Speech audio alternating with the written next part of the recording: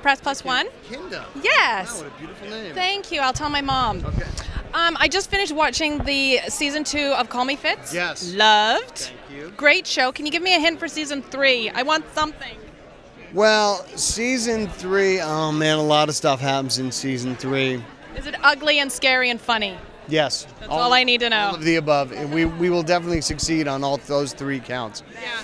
You are also a filmmaker as well as an actor, and I wanted to know what is very interesting about Canadian films. That I mean, we really work a lot of grassroots, a lot of independent stuff, and you did with the Bare Naked Ladies. Yeah. And so, can you tell me a little bit about that? Well, I think I think that the Canadian films do a very good job of engaging the Canadian audiences, and I think the Canadian film industry is sort of mirroring what's going on in the Canadian television industry, and it's things don't have to be so Canada-centric to work. I mean, the reality is, most of us live in big cities and we have big city problems and we're living big city lives and we're not up in the Northwest Territories, shearing harp seals. It's just not.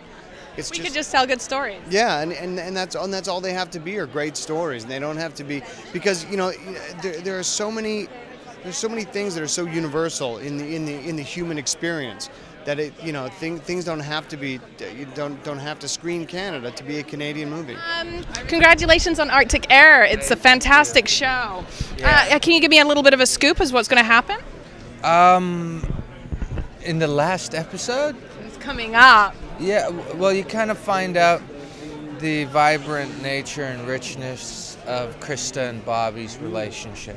Okay. Yeah. Okay. That'll do. Can you tell me what's great about Canadian films? Canadian films, what I admire about them is that they're the leaders when it comes to supporting and creating opportunities for First Nation actors. America, Hollywood hasn't really gotten rid of the cowboys and Indians scenes, and I think Canada really represents us in the social, dynamic that we are now as Canadians, and they're just well ahead of the game. That's cool.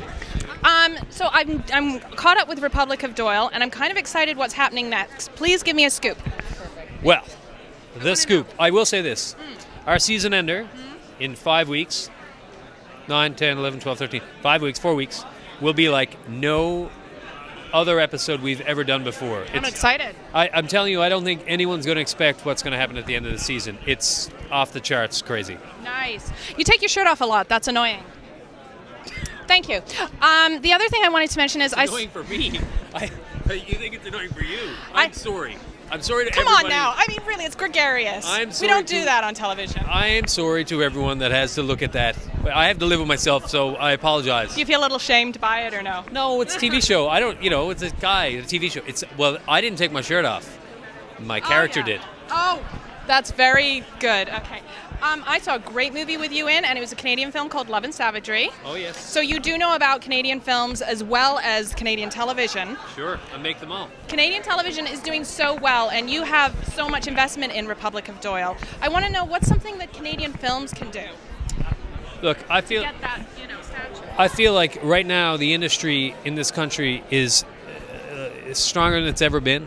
I feel like Canadian film and television altogether, I feel like we have an opportunity to truly explore our identity as a country, as a nation, celebrate our identity, and it gives us an opportunity when we make our own films and we make our own TV, and they sell to every country in the world. My show is sold to 100 countries around the world. It gives us an opportunity to define who we are as Canadians to others, as opposed to letting others do that on our behalf. Right. And I think that's what's super important about this industry. Right. And you're on Rocky Blue. Yes. And you're here tonight presenting. Yes. And you have also been in Canadian films. Yes. So tell me, what makes a great Canadian film?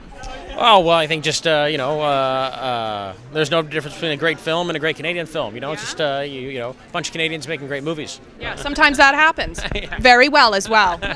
So I wanted to know, do we have a good scoop of what's going to happen in the rest of this season? For Rookie Blue, the third season's really intense.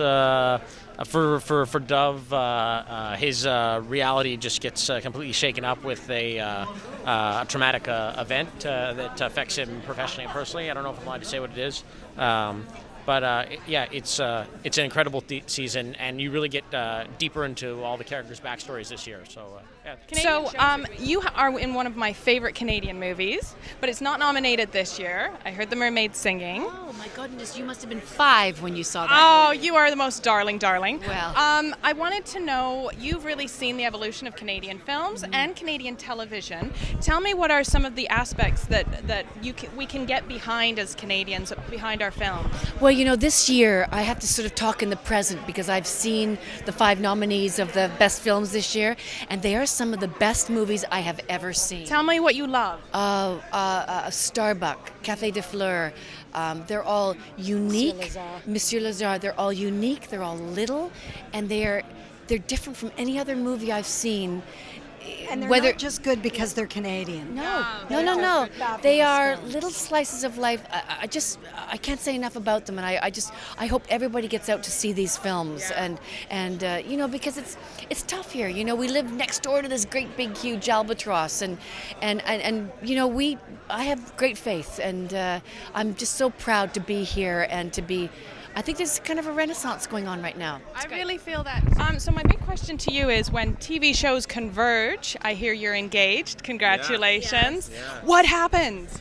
What happens now? When TV couples get engaged, what happens now? The shows go on for 10 years. That is wonderful news. I'm very excited about that. Yeah. Good. Are you excited to be here? Yeah, it's great. Yeah. Yeah, it's really fun. So can you give me the biggest scoop imaginable of what's going to happen in your seasons? Oh my God. Oh my gosh, I don't actually know a lot yet because we. Oh. Yeah. See, I'm boring. Remember when Russell Crowe was on Doyle? That was cool. Wrong. That was good. That was stuff awesome. is going to happen too. Yeah. Oh. Yeah. Other Russell Crowe stuff or no? I don't know. Stay tuned.